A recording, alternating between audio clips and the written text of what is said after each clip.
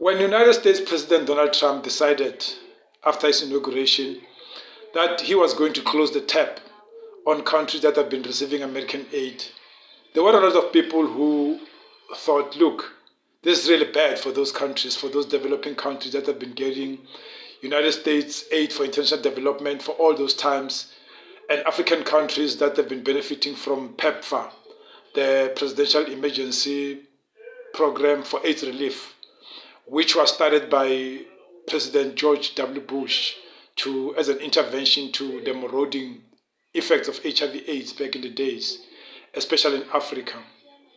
People thought United States was vindictive. They thought this was punishment enough. This was going to be too much of a punishment for those countries.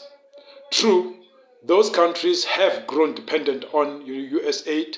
Some have grown dependent on PEPFAR to the point whereby even when they had to do their health budgets, they were not allocating enough money to deal with health because they always knew that American money was coming.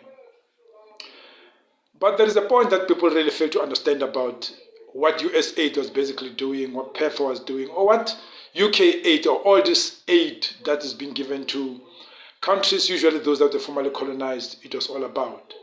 People look at aid and think aid is there to help the people. Aid is there to plug in the holes on the budget that people cannot be able to, that governments cannot be able to collect enough tax to close those gaps.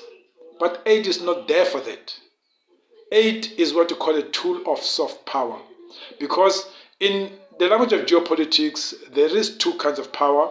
There is the hard power, which can be military, which can be coercion, which can be any other thing. And now there is soft power, which is a way of you smiling, like Python. A python, when it's going to swallow you, it doesn't open its mouth. It sticks out its tongue, it licks you softly and softly. Over time, the licking feels like it's a massage. You can even close your eyes. You can even fall asleep while a python is licking you, unaware that it's just really readying you up to be swallowed. And that's what development aid has been doing to most of these countries. That's what soft power is. Soft power means they still actually want to project power, but they just feel that they're not going to project hard power, they're going to project soft power. And over time, soft power becomes harder. It becomes a hammer. That's why in the language of geopolitics, we talk about a carrot and a stick. That we're going to try a carrot. If the carrot doesn't work, we're going to try a stick. Let's look at how soft power has been projected, especially in Africa post-colonial. Everywhere where France once colonized, when France left, it left residual troops, soldiers at the border. Usually the border will be an airport. You'll have a French military base next to the airport, whereby the aim, they say, is just to provide security, to make sure that the country is not going to be attacked through planes coming in and landing and attacking it. But in essence, they are just there to provide intelligence to the French government to say who came in, who did not come, what did you import, what are you exporting, your movements, monitor everything. Is because when they have got a military base next to the airport, they are running the radar stations, and which means they are monitoring movement, plane movement all over. They are listening in when your control towers are informing the pilots coming that, oh, this is a Russian plane, oh, this is an Iranian plane, oh, this is an Indian plane. So they're keeping logs of all those things, so they know exactly what you're doing, so that in the future, when they have to stage a coup, or when they have to come with hard power, they know what they can use to blackmail you. Now, coming to the issue of US aid and PEPFAR and people who thought, oh, we are now going to fall victim to HIV and AIDS because PEPFAR is pulled out. Here is something that you are not going to be told. They don't tell you a lot about it. It's when it comes to development money, most of the development money actually ends up going back to the country that's giving you that money. Dambisa Moyo wrote a very beautiful book talking about aid as a trap, like that aid is a trap. What they call debt relief is a trap, saying that African countries must not insist on aid, but must insist on partnerships, must insist on that recusal, that recusal whereby your debt is going to be cancelled, you're going to start from scratch, instead of focusing on, we are going to fund the HIV program. When money for aid comes, let's say, for example, PEPFAR will come with a shopping to say, this is what you're funding. We are going to fund condoms, for example. Let's say we're going to fund condoms. We're not going to fund TOP. They don't fund termination of pregnancy. They might decide they're not going to fund TNP. We are going to fund male circumcision. They don't choose these priorities, HIV/AIDS related, TB related. But one of the things that they do is they are going to tell you where you're going to get the medicine, because part of the money must go to big pharma in the United States. So they'll tell you you can only buy your pills or you can buy your drugs, because usually they don't do this thing of generics whereby a big company has given a license to an Indian company to put generics. No, you are going to buy your medicine from Pfizer, from GlaxoSmithKline, from Johnson & Johnson. They're just going to tell you where you're going to buy. So their money is going back to the countries where the money came from. They're going to tell you need a certain consultant, somebody's going to be able to help you with this education, and that person is going to come from their country. So at the end of the day, a big chunk of that development money actually goes back to them, but now they've got influence. Which comes to my point. My point is, when countries like the UK just announced that it's going to reduce development aid, countries that identify as being poor must not really see this as a problem, because they might actually see this as an erosion of influence. Because when you are not being funded by them, your health is not funded by them, the education is not funded by them, the military is not funded by them, if they want you to vote in a certain way at the UN or in any of the international fora, what leverage do they have on you to do that? Now you see, you become able now to put the national interest first, to say, oh, there's a resolution at the UN, it's about whether the UK must vacate Diego Garcia, the military base they're occupying, the island, the archipelago they're occupying that belong to the people of Mauritius. Can you vote? How do we vote? Now, if you are getting 3 billion from the UK will lobby and say, yeah, please vote that we should not vacate, but we should pay reparations, because you know what might happen if you vote in that way.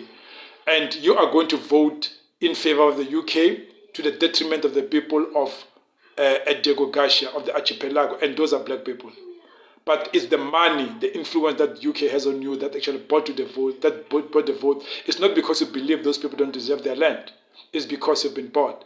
Now, when the United States goes to the UN, I'm sure I've noticed quite recently that whenever there is a resolution, General Assembly, you'll have the United States voting with Israel, and some of those small islands called Micronesia, Marshall Islands, where nobody knows where they are. Most of the world does not vote with the United States because, first of all, for the first time in a very long while, nations are able to put national interest, because there's been a reduction of United States aid in different countries.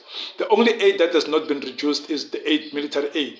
Countries get military aid from the United States. They've got all this whole program.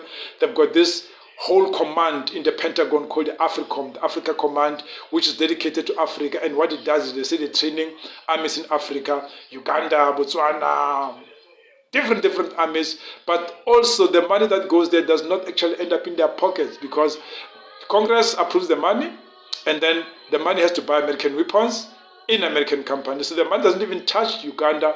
It just moves from the treasury in the US to one of these big arms companies, and then what Uganda gets are the weapons. In exchange, they've bought influence in Uganda.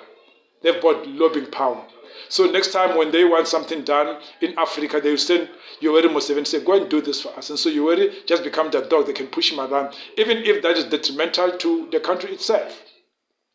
So the so-called development aid, military aid, all this kind of aid that we see, economic aid, those are soft power tools. Those are not helping. Those are there to make you dependent on them. Those are there to buy your favor. You can actually say the countries that are giving development aid are sugar daddies. They just want you to be dependent. They are drug dealers. They're trying to get you addicted to the drug, so that the time when you want to leave, you cannot even be able to leave, and you're going to become a slave. So that's the new kind of colonialism, because whoever gets you to vote in a way that they want, actually they own you. And so instead of really forcing you in a way of saying, you are our colony, as they forced everyone else to fight the Second World War, what they do now is they say we're giving you aid and you have to vote in a certain way. And it intrigues me quite finally that you've got South Africans who say, no, South Africa should not have been in the DRC, they should have pulled their soldiers out now that they've been pulled out. And they don't see that as it was a form of soft power. that as long as South Africa was invested in that country, they could be able to get the DRC government to act in a certain way. They could be able to lobby them for business, because the DRC has got different kinds of mines, different kinds of minerals that South Africa needs to develop its economy. Rare earth that is there.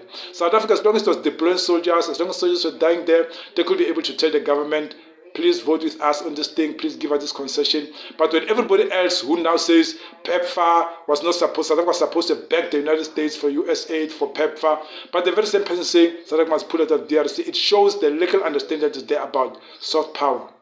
Every government needs to have soft power tools. South Africa needs to have soft power tools, especially related to the neighborhood and even related to other countries like Haiti. You know, we've got Haiti there, it's a black country, it's going through difficult times. We've got Cuba, we've got Venezuela. We need to have those tools there so that when time comes to vote, we want to get in the UN Security Council, we'll know that we have got influence because we use the tools that we have, which are the soft power tools that the West has been using for some time, that we now need to be able to use as an emerging African country. Like and subscribe to this podcast. Let's make the circle bigger.